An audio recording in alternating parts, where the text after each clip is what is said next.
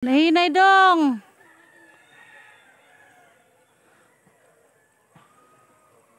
Pag hinahinay tao na. Usara man nakabuk. Uy, maora na ron. Hakaki sa daan.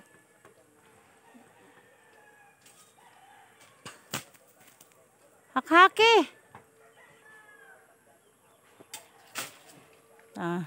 Nanay usa.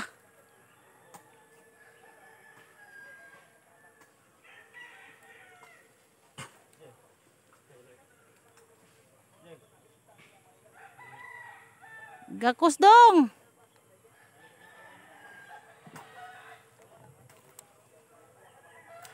Kana sino na sino. Tingnan mo. Ha? Oh, nanami tulo ka buok guys, oh. Magkopra man mi guys, mo ni among sitwasyon karon dire. Uy. Ikaduhang puno. Nya ni oyog. Alis ka muna dyan yan. Alis ka dyan yan. Ikatulo ka punuan.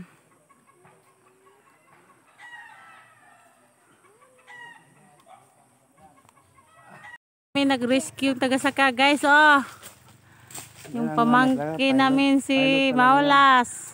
Ano ba? Ito talaga ay professional na pilot. Hindi ako bibili. Alin mo yan kayo? Nagdala Ang manang magsasaka. Kuya. Kuya, ano kuya? Ang professional na magsasaka. Dahil retired na si Armando guys, oh. Aguroy ko no, agaray. Waray. Human na magsaka guys. Ngayon ato na po ning biakon guys. Biakon na po nilon guys. Karon sila naman taga-sunod og logit. Ako naman yung taga-hiwalay-hiwalay ng niyog guys. Oh, diba tanawa guys. Hinahinayon na to tigbas-tigbas diri ang dapita. Okay, aron nga atong lugito na po nagsunod. Nagsunod ani daghan man ni pila ni katapok guys. Kaya may gani kay gitulungan mi sa brother guys. Yan naman taga-atsa, taga Palakpol. Dali rabi kay na human guys. Arang paspasan na mo na human kaloy-an mi sa Ginoo. Pagkahuman na mo ani og logit na tapanan dayon na luto dayon pag kinabukasan guys bininta na. Ayan nga mo mga ginagawa guys. Dili lalim magkopras, dili lalim mangitag kwarta diri sa atong lugar sa probinsya guys.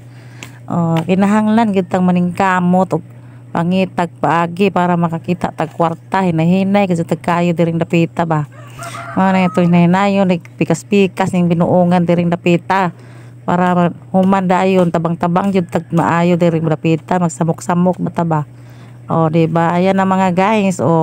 Hambog guys inday. Oy, hambog kayo. Katad og binuungan ba. Kaya aron nga dali ra na lugiton.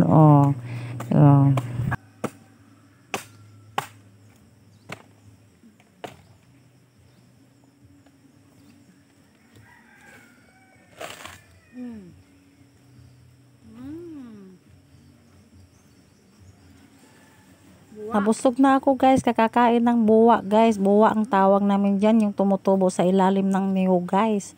Pagka ganyan guys, masarap pag maliit lang, hindi masyadong malaki. Pag malaki, tabang na. Pag maliit-liit pa ay ang tamis. Ayan guys, nakita nyo naman, pinagdudura ko na yung iba dahil busog na ako guys. Ang dami-dami kong nakakain na buwa. At ayan naman guys, ang aking mga kasama guys. Nakita ko sila guys, diba magaling naman sila maglogit ng mga bata dito guys. Dahil sanay na sanay talaga yun ang mga gawain dito. Lalong-lalo naman tong aking lalaki guys, sabi niya magaling daw siya. Sige, mag-practice kayo maglogit kasi ganito ang trabaho sa probinsya. Ay magalogit kayo pag nagkakopra kayo dito. Sige. Sabi ko pagka nagkamali ang mga lugit niyan ay sa kamay ang puntan niyan. Kaya sige magdahan-dahan lang kayo, lalo na yung aking bunso. Ay marunong daw siya, natuwang-tuwa siya dahil nakalugit daw siya ng isang binuungan. O, di ba guys, nakakatulong na din sila. O, sabi ko, ganito ang trabaho natin dito sa probinsya. Pag tayo ay titira dito, ay magkukupra tayo. Kung mayroong mga bunga, ay kung wala, ano na kuprahin natin? Wala nga. Ayan, shout out sa aking kapatid guys, si Brother Bidel, at sa aking isa pang kapatid si Brother Tata. At aking tatay nan guys ay nandoon sa may lutuan ng kupra. Doon siya nagahiwa-hiwa naman, kami naman ay nagalugit dito para mapabilis ang trabaho. Dahil kailangan naming bilisan guys, dahil para makabinta kami at kinabukasan ay bispiras na ng aming barangay. Para naman mayroon kaming pambili ng aming handa at ang aming pang-alak. O, di ba? Alam mo naman guys. At ang swerte daw ngayon sa aming pagkukopra guys, dahil ang mahal daw ng kopra, mahal ang kilo ng kopra ngayon mga may guys. Kaya ayun, sabi namin ay napakaswerte naman pala natin ngayon, ay siguradong pagod natin ngayon ay mababawasan ng pagod. At ayan guys, nagyayabang si Modra dahil dati naman talagang gawain talaga namin yan mga my guys. After 25 years na mga my guys, na matagal na hindi na ako nakapaglugit-lugit niyan dahil alam mo naman dito tayo nakatira sa San Mateo. Kaya ayan ang Modra. Pero sabi ko magaling pa pala ako, kung kaya ko pa palang maglugit-lugit guys, no? O, diba guys, nakita nyo naman, mabilis pa kunyari si Modra. Pero todo diin na yan guys, muna na nasa ginhawa.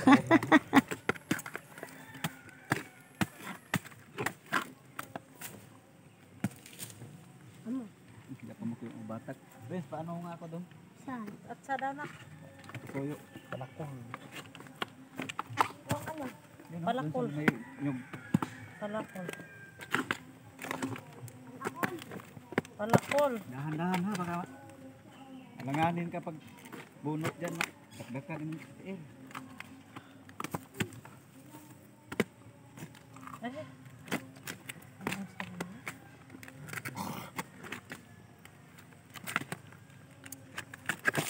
Isa po diglaw. Yan, papin mo dito. Sige na.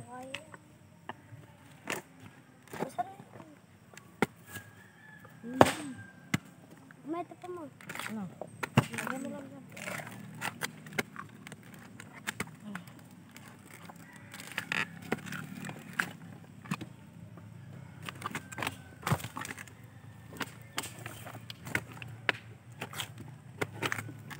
Bangon po.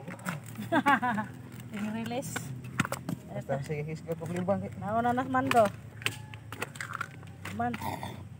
Yan. Libang. Ito na ako ano. Tandog na sa pang.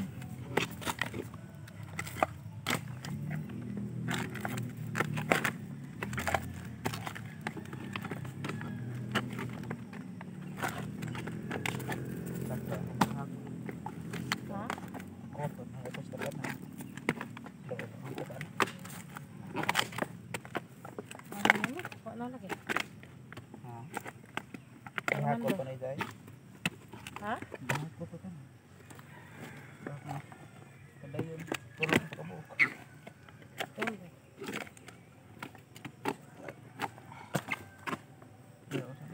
Ah.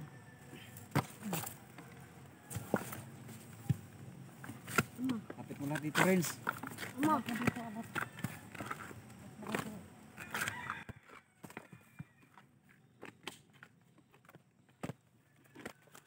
Hindi ako magpapinig hapon ko, alihos. Ano yun eh? Grabe buro oy. May pagod itong kiingon. Ya, pag-read na ato. Daog tong binya ato oy. Na, sige pa dali tanod pa na. Dikit-dikit ang lagi ko dito. Torya kita mi. Pagartin di lagapon do iwa ang remote tong. Kudi asa day. Duwa ka talong. Wa paon lagi na bata. Tumaw na. Bersite mo ni mga anak. Sige pagkatumba. Oy, ito sa bata nga. Sa gitna. Wait naligo mo kuno. Kado na. Busarag lawas. Di pa na mo ipay kay bata pa man. Tama ron.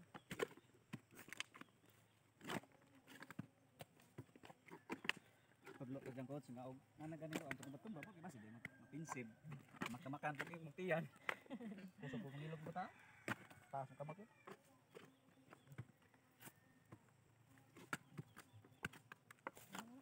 Lingkod ito na. Hindi man naingon ko kay mo trabaho. Ayan na guys, natapos na naman ng isang tumpok guys. Kaya, ayan, lilipat na naman kami sa kabilang tumpok guys.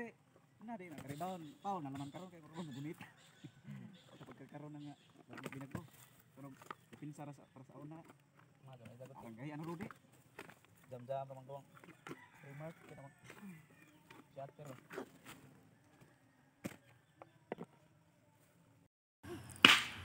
Na.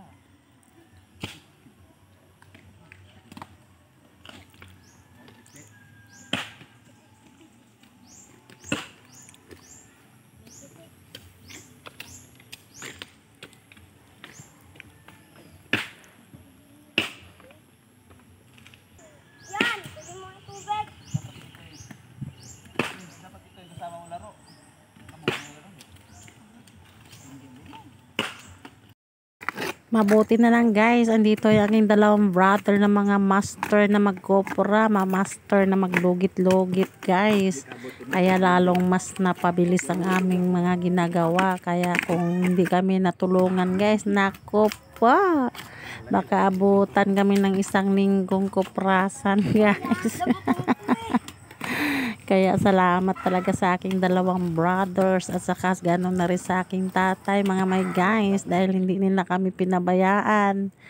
Ayan na guys, nagtad-tad na kami sa aming mga ginagawa. Ayan ang aking tatay guys. Dito sila naghiwa-hiwa. Kailangan daw kasing hiwa-hiwain mga may guys para daw mapabilis ang pagluto ng kopra. Nagluto na yan kami mga may guys alas 10 ng umaga, pagka alas 5 ng hapon mga may guys ay luto na. Ayan na mga my guys, ready na para ibenta.